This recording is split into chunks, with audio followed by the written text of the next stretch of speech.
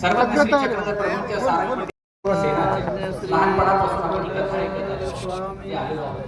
पण या लोककथेचा उगम आपल्याला महाराष्ट्रामध्ये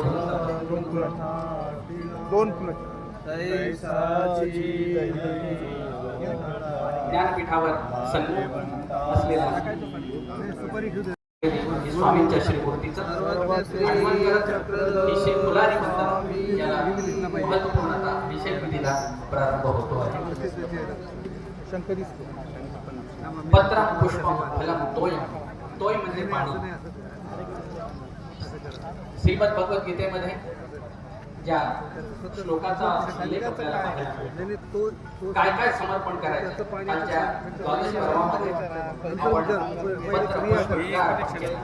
परंतु सोहळा संपल्यानंतर श्री गुरुजी आम्हाला म्हणाले तोय अर्पण करायचं चूक आमच्या लक्षात आली ती दुरुस्त कोण आपण गुरुजी यासाठीच असतात.